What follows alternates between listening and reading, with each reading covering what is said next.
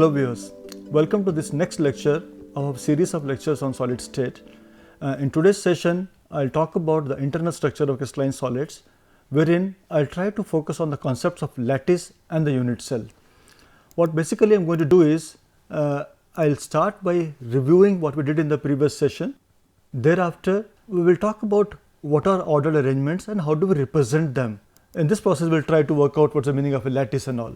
Thereafter, we will try to see what is the difference between a lattice and the crystal structure, because that is very crucial. We will spend some time on that. Thereafter, we will try to see how do we identify the unit cells in a two-dimensional lattice, and thereafter how do we do the same in case of a three-dimensional lattice.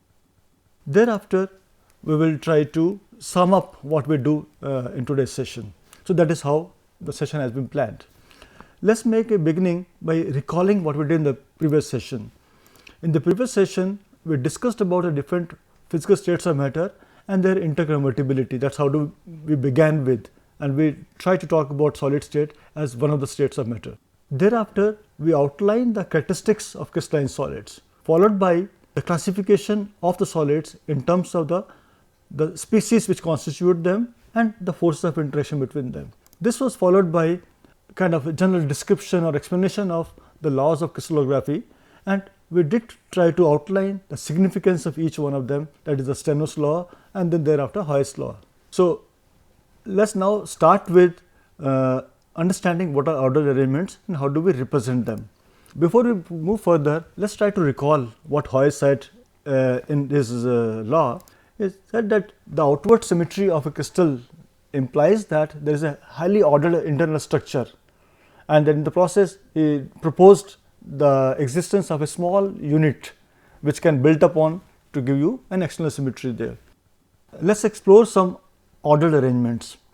We all come across street lights, that is a common thing which we come across. We know that they are normally put on at regular spacing. Say we have one street light here, another say 50 meters or 100 meters, depending on the requirements of a given stretch. The lights are put in an ordered arrangement there. Similarly, if we go towards the seashore or otherwise, we find that the windmills are also spaced like this in a very regular fashion. We have that, and if we go further there, probably we can even come across what is called as a wind farm, wherein we find that the windmills are arranged in a regular fashion in two dimension. It is a form. So, these are different kind of ordered arrangements which we come across ourselves. Now, if I want to talk about similar kind of arrangements are there in case of crystals also. Let us look at the crystal of say sodium chloride. I have just given some kind of a depiction here. So, what you see is this is a representation in two dimension, this is a three dimension representation. What you find is here again the constituent species, the ions in this case, are regularly arranged. Now, the question comes up is how do we represent such a regular arrangement, because that is what we want to focus on. Let us go back to our example of a street lights. Now, what you see is that just is a kind of a schematic diagram here which shows that street lights are put at a regular interval there. Now, to represent this, one way could be that every time I want to talk about the arrangement of street lights, I draw them and tell that okay, this is here, this one is here, this one is here, and so on and so forth. Or do we have some other means of doing it? What basically we have is we have an alternative way of doing that. What do we do is, I have taken the same stretch. What we do is to represent a lamp post, I do not have to talk about a lamp post as such. What do I do instead is, I take any part of the lamp post. Say I have chosen in this case, say the bulb here. Okay. So, if I take the bulb here and then this bulb here represents this whole lamp post. Similarly, for the next lamp post also I can take the same place here or here and so on and so forth. Alternatively, I can probably take the tip of this lamp post, same thing I have to do in all of them. So, what I do is, instead of drawing the so called lamp post so many times, what I do instead is I just take some dots, say points there, each point represents a lamp post. That means, from the repeated motif, in this case the lamp post here, I pick up any point, okay, and I pick up the same point in all such motifs, and then try to represent this whole arrangement here can be represented in terms of a series of points like this. Okay. So, such a representation of a regular arrangement is called as a lattice. Let's move further. What does it mean is, we know that say from this lamp post to this lamp post, say it is 50 meters. I don't have to draw a long stretch there. What I can do is I can have a proportionate size there. Say maybe I can have say this difference to be about 5 millimeter or 5 centimeter or whatever I choose to be. So I make some regular interval here, say I call it as A, as a repeat distance here. So from here, if I put a repeat distance of say 5 millimeter or 5 centimeter or whatever it is, same thing if I keep doing it, I will be getting the next lattice point there. Okay. That means in principle, such a regular arrangement of in one dimension can be represented in terms of a series of points in one dimension. Such a representation is called as a lattice. Let's move further. Now suppose I have got a two-dimensional regular arrangement. In such a case, how do I represent that? So I have got some, say in this case I have taken a representation wherein a dagger happens to be my motif, repeating motif. So to represent this kind of an ordered arrangement, what do I need? I need to locate each of these points there, each of these motifs there. So what do? I choose say a point here, say this point here. Okay. Same thing I have to do in all motifs there, and what I do is, say I start from this point here, I put a point here as a representative of my first motif there. Then if I move certain distance given by this vector here, I come to the next motif, same distance I move here, another one, so on and so forth, I can keep doing it. Similarly, such an arrangement can be given in terms of a two-dimensional arrangement of the points here. So this is a two-dimensional lattice which represents a two-dimensional ordered structure here. Now let's observe here, when I had in the previous case one dimensional arrangement there, so I had series of points here and I needed only one parameter A, the repeat distance. That means what is the distance between the different motifs there. When I have a two-dimensional lattice, so I need more than one thing here, I need rather three things. One is I need two distance parameters, that means the vectors I need. Say what is the distance in this direction here and what is the distance, repeat distance in this direction here. So I need two distance parameters and one angle parameter. That means what is the angle between the two distance vectors there. Let me just clarify it by taking another motif here. Now I have the same motif but arranged differently. You can see that the pattern is different now. So in this case I will find that I need again two vectors. That means each vector, the distance of the vector, the magnitude of vector is a measure of the distance in this particular direction, the repeat distance in this direction, and also the angle I need here. So in this case what I find is the angle is different from what we had in the previous case. So here again the basic point is, for a one-dimensional representation I need only one parameter, that is a distance vector. For a two-dimensional representation I need two distance parameters and one angular parameter, that is the angle between the two distance vectors there. Let me show you some more two-dimensional lattices here. So the first lattice on the left hand side, what I have is, so I have A is equal to B and angle is equal to 90 degree. That means essentially I am going to have a square lattice. That means if I start from this place, I have some distance A, repeat distance here, here I got distance as B. So A happens to be equal to B, so essentially I am going to create a square kind of a pattern there because the angle is 90 degrees. I may alternatively have A to be equal to B, that means the two distance vectors are equal, but the angle is not 90. So in this case I will have a different kind of a pattern coming up there. So this is a two-dimensional lattice of a different kind. Let us take another case here. You may have a situation that A is not equal to B and angle still is equal to 90. So we got a rectangular kind of a arrangement here, or maybe you can have A not to be equal to B and angle is also not equal to 90. So I have different kind of arrangement there.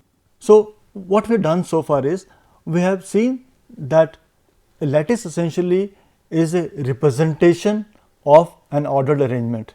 If it is a ordered arrangement in one dimension, I will have a series of points separated by a given fixed distance there. If I have got a two-dimensional lattice, I will have series of points spread over an area and they will be identified, they can be generated in terms of two distance vectors and one angle between them. Now, so essentially I am talking about a lattice, and lattice essentially is a representation. Let us try to differentiate what is the difference between a lattice and a crystal structure. Does it represent a crystal structure? The answer is no. So, let us try to recall that a lattice basically is a representation of a regular pattern. It consists of a periodic array of points, and the periodicity of these points is a manifestation or is a representation of the periodicity of the arrangement which we are talking about. And further we can say that each point has identical surroundings to all other points. That means, in a lattice, if I take any point, what is the surrounding things there? I take another point, it will have a similar kind of surroundings. That is the basic premise of a lattice to be a lattice. On the other hand, if you look at crystal structure basically is a periodic arrangement of atoms, molecules or ions in the crystal, because a crystal essentially is made up of atoms, molecules or ions depending on what kind of a solid I am talking about. And then in this case, the moiety that repeats periodically is called as the basis or the motif. And if I now compare the two, so lattice talks about how to repeat, that means what is the regularity of repeat there. On the other hand, basis or the motif is what to repeat. So, to generate a crystal structure, what we have to basically do is, so crystal structure is nothing but the lattice plus the basis or the motif. That means, now look at this, this is just a two dimensional lattice there. And if I say for this material, whatever I am talking about, this crystalline solid, if this is basically a schematic diagram here. So, suppose this is the basis, that means this is the repeat unit there. So, what do? Is I put this repeat unit on each of these lattice points there. So, what I generate is a picture of this kind. This is your crystal structure. So, I hope you understand, crystal structure is how does the basis or the motif repeats, and lattice is just a representation of that ordered arrangement there. So, that is the basic difference between the lattice and the crystal structure. Let us have a simple example here of a two dimensional lattice of sodium chloride there. So, minus that the green balls here, the green spheres here are representing chloride ions, and this gray ones are giving you sodium ions there. So, this is an two dimensional ordered arrangement of sodium chloride. That means, if I take sodium chloride crystal, slice it up, and if I look at it in the face, one face, I will get arrangement of this kind. Now, this arrangement can be represented in terms of this kind of a lattice here. So, here I have used two kinds of points here, one are full ones, one are the empty ones there, just to differentiate between, because there are two different kinds of ions there. So, in such a case, my lattice points are not of the same type, they are different there, because each say the bold ones are representing the chloride ions and the hollow ones are representing the sodium ions there. Now, let us move further. I am sure that by now we know what is a lattice. The another thing which I want to focus on to in today's session is about what is the meaning of a unit cell. That is what Hoy pointed out to. What is a repeat unit, a small thing there. We will come to 3 dimension at a later stage. Let us begin with, because it is easier to visualize things in 2 dimension there. Let us try to understand the concept of a unit cell in the context of a 2 dimensional lattice there. Now, suppose this is a 2 dimensional lattice. It is something similar to what we had in the case of sodium chloride there. I mean, there are 2 different kinds of repeat things there. Now, question is, so what is the repeating unit here? How do I represent? Because one is I have a nice regular pattern there, but how do I represent that in terms of a unit cell? Unit cell basically refers to something small which can repeat in such a fashion, that means if I translate that thing across in all the possible dimensions, I should be able to generate the whole lattice there. Let's have a look at the next slide here. What you see is that the lattice I showed you, if I look at the square drawn here, this is my unit cell. Why is it unit cell? Because if I take this and translate it further, that means if I move from here, I come to say this here, and then if I move from here, I generate this one. That means if I take this slab, this square I have created there, the black color square, if I keep moving in say this direction or in upward direction, if I keep doing that, I will be able to generate the whole lattice there. That means unit cell should be able to generate the whole lattice on repeating, that means on translating it in the 2 dimensions in this case. But is it the only possible unit cell in this case? The answer is no, because they can have more than that. Let us have a look at it. You may even choose a unit cell like this. So, what do we find is this is similar to what we had in the previous case, but it is different. Let us see the difference here. Difference you see is, in this case what we had is the corners of the unit cell were at, say, the yellow spheres or yellow circles. On the other hand, what we have in the second case now is we have got the corners to be on the white spheres or white circles there. This also can generate the whole lattice. So, this is alternative arrangement. That means same lattice can be represented in terms of more than one unit cell, maybe yet another one. Let us have a look at it. So, even this also is a unit cell. That means in this case the 2 corners are on the yellow circles and 2 are on the white circles. Here again, if I take this motif there, this box which I have created unit cell, I keep repeating it like this, like that, I will be able to generate the whole lattice. Okay. So, that means what you find here is you can have still another way. What you see is this also is a unit cell there, because if I take this box which I have created here, I repeat that. So, I will be getting same thing here. I keep doing this again. So, I will be able to generate the whole lattice. So, what we conclude from here is, that is, the choice of unit cell is not unique. For a given lattice, you may have n number of possible unit cells, but typically what is done is out of the all possible unit cell, the smallest one is taken as a unit cell there, because that is the kind of a norm we have, that is the kind of a convention we follow. Now, is this a unit cell? The answer to this is no, because if I take this as my unit cell here, suppose I try to translate that. So, we have white, yellow, white, yellow. If I translate that, it will be yellow, white. So, it means if I just have shown here, this is my one unit cell. If I do like this, so I have leaving some kind of a gap here. That gap is not allowed, because this unit cell must translate continuously. That means if I have one box there, another one, it should continue. It should continue to generate the whole lattice. So, this is not a unit cell in this case. So, what you have seen is, in a 2-dimensional lattice, there are different possible unit cells. We have also seen one case where the unit cell is not the way it has been represented there, because it must be in a position to generate the whole lattice on translation. That is a basic premise we have.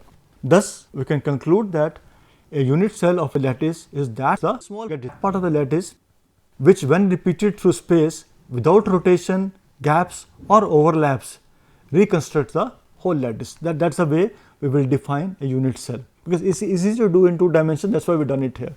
Having done this, we can probably move further, because that is one bit we wanted to. So, we have done so far is we talked about what is a lattice. I am sure that you understand what is the meaning of a lattice. Lattice is a representation of an ordered arrangement. Thereafter, we have seen that a lattice can be represented further down in terms of small unit cells, which when repeated or translated across the different dimensions generate the whole lattice. Having done that, now let us try to see, when you talk about lattices, there are different variants of that. There are 2 variants. One is called as a Bravais lattices, one are non-Bravais lattices. Let us see what are these. The Bravais lattices are the ones where all atoms or the ions are of the same type and all lattice points are equivalent, which is very simple thing. What we have been doing so far was, say, the first few cases I gave you as examples, there were Bravais lattices there. And non-Bravais lattices are the ones where atoms, ions may be of different type. We have given example of sodium chloride, and some lattice points may not be equivalent in such cases. So, this is a representation of a Bravais lattices. All lattice points are equivalent and are identical. In this case, it is a non-Bravais lattice where the lattice points are not identical. So, they may be different. So, that is the basic difference between a Bravais and a non-Bravais lattices. Let us move further and talk about primitive and non-primitive unit cells. You will recall that for a 2-dimensional representation or 2-dimensional lattice, we realized that there can be more than one type of a unit cell there. Now, in such unit cells, there are 2 terminologies we have to follow here. That is, if a unit cell is such that the lattice points are only at the vertices, such a unit cell will be called as a primitive unit cell there. That means you see that, so this unit cell is such that all the vertices are occupied by a lattice point, and there is no other lattice point in the unit cell there. So this is a primitive unit cell. So is this one. This one is a non-primitive unit cell. What happens is, in this case, the vertices, that means the requirement is unit cell having lattice points only at the vertices is called a primitive unit cell. If you have a lattice point elsewhere also, then it is a non-primitive unit cell. So they are very small things, but they are very, very important there, because they have ramifications as we proceed further into three-dimensional lattices. So if we have a two-dimensional lattice and we are talking about a primitive unit cell, it will contain exactly one lattice point. Let's understand that. So we have a two-dimensional lattice here. So what you find is, I am trying to focus attention onto this circle here, which has been earmarked with a white boundary here. What you find is that this circle or this lattice point, so to say, is a part of 1, 2, 3, 4 unit cell, because the unit cell is just this small cube, small square here. So since this lattice point is a part of 4 unit cells, so in this unit cell, this has only 1/4 as the contribution there, and since there are 4 lattice points in this case and each one is contributing 1/4, we find that the total lattice points in a given primitive unit cell is just 1, exactly 1. On the other hand, if you have a non-primitive unit cell, it may have at least 2 points there, because one will come from here. Let us say in this case what you find is, so 1/4 here, 1/4 here, 1/4 here, 1/4 here, they will add up to give me 1 point here, and the one is right there inside. So there are 2 lattice points. You may have a situation where there are more than 2 lattice points are possible, but in case of a primitive unit cell, it will have only just 1 lattice point, and non-primitive at least 2 lattice points. So that is a basic requirement or basic outcome of our defining the primitive and the non-primitive unit cells there. Now let us move on to 3-dimensional lattices. Basically, a 3-dimensional lattice, as the name suggests, will be a representation of a 3-dimensional ordered arrangement. So we will have lattice points which will be spread over a volume, because it is not a line or an area, it is a volume now. That means they are in 3 dimension there. Now such a lattice arrangement is easy to visualize if I just try to use some lines through the lattice points. So we get, this is more familiar picture with us. So what you find is that this is a 3-dimensional lattice, and as in case of 2-dimensional lattice, we will have a similar thing here, that is, we will have a unit cell which when repeated in the 3 dimensions are going to give me the whole lattice. That means if I take this unit cell here, which is given in red lines here, so if I take this box, repeat here in this dimension, go backwards, go upwards, I will be able to generate the whole lattice. So we will have a unit cell here also. So a unit cell in 3 dimension is characterized by 6 parameters now. You remember that in case of 1 dimension, we had only one requirement, just a distance vector. In 2 dimensions, we needed 2 distance vectors and 1 angle between them. In 3-dimensional lattice, 3-dimensional unit cell, we need to characterize in terms of 6 parameters. There will be 3 distance vectors, that means what is the A dimension, B dimension and C dimension, and what are the respective angles between them. Let us see how are they defined. So what you find is, so there is a repeat distance in this direction, say A vector, a B vector and a C vector, and also we got angles. So the angle between A vector and B vector will be called as gamma, between B and C is called as alpha, and between C and A will be called as beta. That is a kind of terminology we have, that is a kind of convention we follow. So essentially in 3-dimensional vectors lie along the edges of the unit cell and they are designated as A, B and C, as I just mentioned. Now further, in a 3-dimensional lattice, you will find that each unit cell will be bounded by faces. Okay. So these faces also they follow a terminology here. A is a face which is having edges defined by lattice vectors B and C. Let us see here. So you have a unit cell here.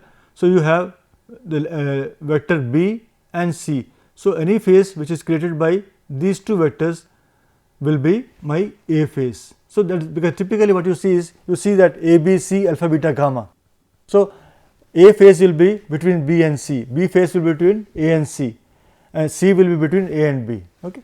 So, that is how it is done. So, B phase is between C and A and C is between A and B. So, you just take A, B, C, remove one, the rest of two are going to define that particular phase. So, the interfacial angles of the unit cells are defined as follows.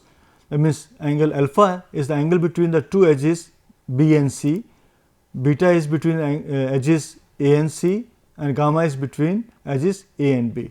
And another important thing is that each unit cell in a space lattice basically is a 3-dimensional lattice. Okay. So, each unit cell in a space lattice is identical in size, shape and orientation to every other unit cell. That is what we had in case of 2-dimension also, or even in 1-dimension. In 1-dimension, each lattice point has got identical neighbors there. Same thing holds here also. A given unit cell will be identical no matter which unit cell you pick up from the lattice, it will be same.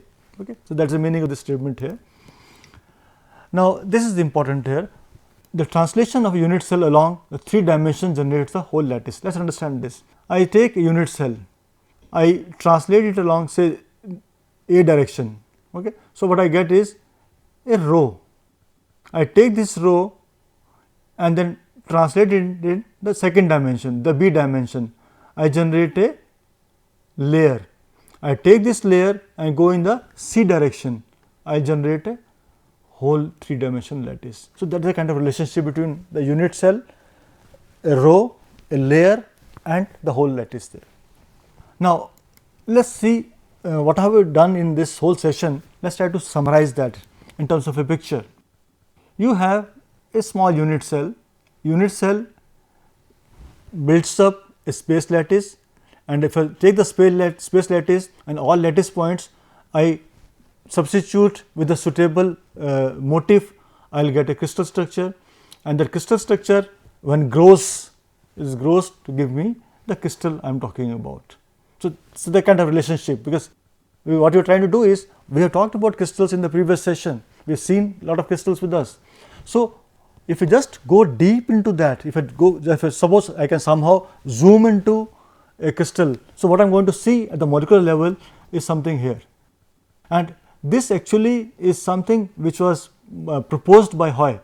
That means, the ordered arrangement we have in the macroscopic world as a crystal, same is dependent or is built upon on the something which is very, very fundamental, the unit cell. So, that is the kind of thing we are talking about there. So, basically what we have done is, in this whole session today, what we have done is, we started with reviewing our contents of previous session. Thereafter, the basic crux of today's session is that we discussed how to represent the ordered arrangements in 1 dimension, 2 dimension and 3 dimension, and then thereafter we explained and differentiated between the meaning of a lattice and the crystal structure. I am sure that is suitably clear to all of us. Then thereafter we explained the meaning and the methods of identifying the unit cells in 2 dimension and 3 dimension lattices. So, we have to understand that it is the unit cell is such which when translates generates the whole lattice, that is a basic premise. And we have also defined towards the end the parameters, that is the unit vectors and the angles between them, they are used for defining the unit cells. In the next session, we will move further into that. We will talk about Bravais lattices in 3 dimension, and we will spend some time on analyzing the cubic unit cells particularly, because in this course we are we will talk more about the cubic unit cells. So, we will try to